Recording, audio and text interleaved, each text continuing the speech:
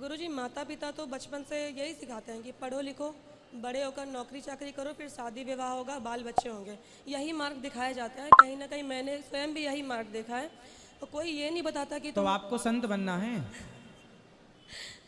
Interested हूँ और कहीं ना कहीं मुझे ये कहा जाता है कि तुम ऐसा करोगी तो हमारी बहुत बदनामी होगी, नहीं, रिश्तेदार बदनामी क्यों क्या होगी? कहेंगे कि इतना पढ़ाया लिखा है और वो ऐसे ही हो गई। और कई लोगों से तो उपहास भी हुआ इस बारे में, पूजा पाठ को लेकर के या इन चीज़ों को लेकर के। मेरे माँ बाप को ताना तो कसना आपका कि विवाह करने का मन नहीं है? नहीं। क्यों? क्या दिक्कत क्या है ब्याह में? दिक्कत यह है कि मुझे मतलब ये ज्ञात हुआ कि भगवत मार्ग में या हम यहाँ मोक्ष प्राप्ति के लिए आए हैं। विवाह करना या शारीरिक संबंध या ये सारी चीज़ें ये केवल मोह माया है और इनमें समय ज़्यादा मैं ख़राब नहीं करना चाहती बेसिकली।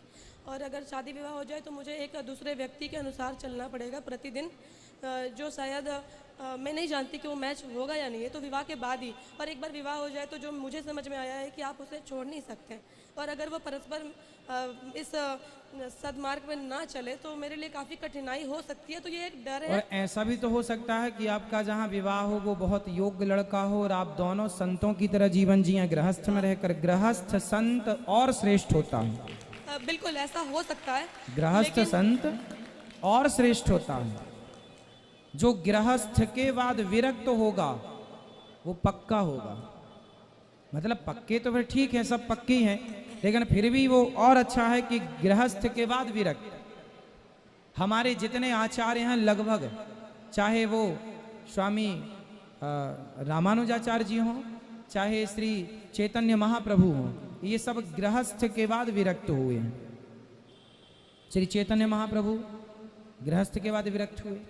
और तो विरक्ति गृहस्थ में रहकर भी हो सकती है, पति पत्नी साथ में रहे। अब वशिष्ठ जी और अरुंधति माँ पति पत्नी, और देखो संत हैं। वशिष्ठ जी तो राम के गुरु हैं और गृहस्थ हैं। गार्गी और गर्गाचार्य जी भगवान कृष्ण के गुरु हैं। सांदीपनी जी और उनकी पत्नी गृहस्थ हैं, और गृहस्थ में रह करके उनसे बड़ा संत फिर कौन होगा। तो आपकी बात सही है, आपकी जगह आप ठीक है, लेकिन एक ये भी नजरिया है कि हो सकता है कि ईश्वर ने हमारे लिए एक ऐसा संत चुन रखा हो जो गृहस्थ में रहकर, क्या है कि आपका मार्ग सही है, ठीक है, लेकिन फिर भी गृहस्थ आश्रम सेफ है, अच्छा है। गृहस्थ में रह के और फिर हम सब चीजों को जीते हैं, अपने इंद्रियों को, काम को, क्रोध को, लोभ। चलो आज आपके अंदर कोई विषय वासना नहीं है, ठीक है, लेकिन मन का भरोसा कौन करता है। एक संत जी पानी में खड़े होकर तपस्या कर रहे थे। सैकड़ों साल हो गई, 100 भरी उनका नाम था।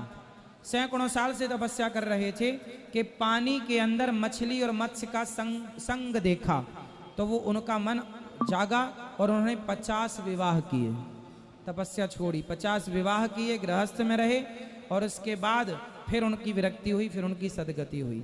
तो मन आपका कंट्रोल है, भगवान करे खूब कंट्रोल हो आपका मन, लेकिन मन की चंचलता का भरोसा नहीं है। आप अपने मन पर विश्वास नहीं कर सकते क्योंकि मन बड़ा चंचल है।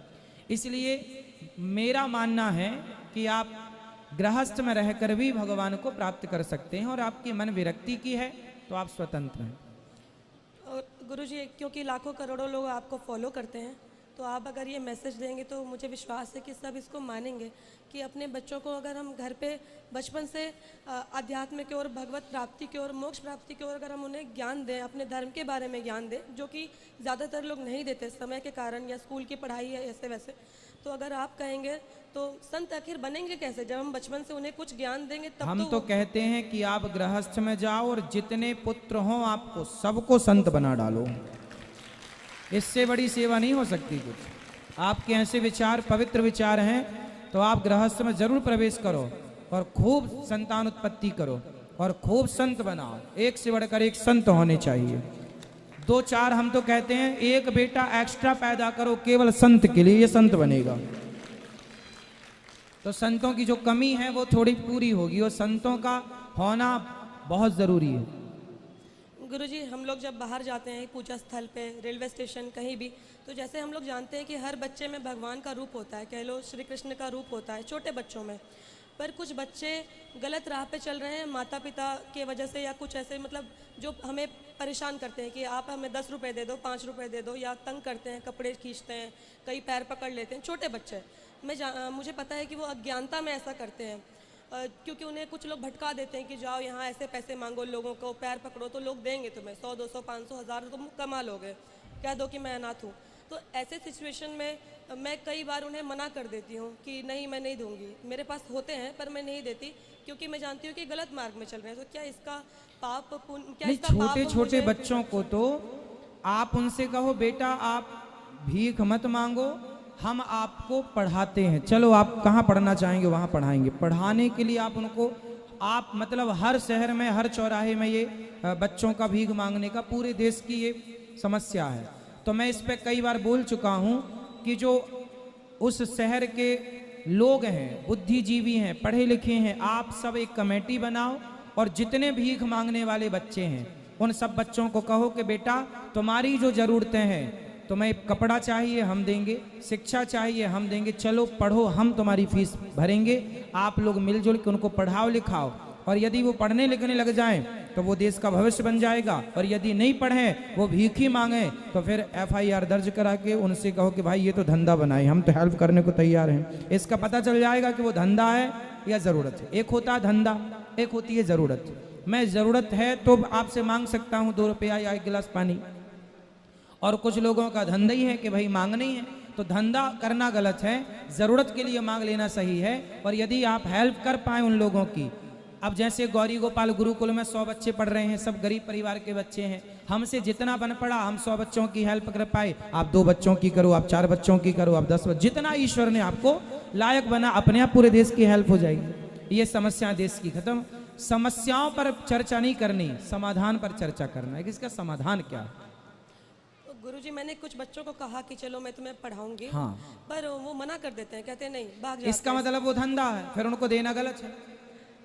तो मुझे ये जानना है कि क्योंकि बच्चों में भगवान होते हैं और मैं उन्हें मना कर दूं तो क्या इसका ना पाप ना, मुझे नहीं, पाप पुण्य उठाना नहीं पड़ेगा? है, आप अपनी जगह सही है। यदि हम देंगे तो वो भिखारियों को बढ़ावा इस बात का, उन बच्चों को, कई बच्चे तो किडनैप कर लेते हैं लोग, बच्चों से धंधा कराते हैं, इस बहाने क्राइम बढ़ेगा। आप लोग देना बंद कर देंगे, अपने आप लोग समझ जाएंगे कि अब कोई देता नहीं है तो मतलब बच्चों को पढ़ाना ठीक है, यहाँ पर धंधे पर लगाना ठीक नहीं।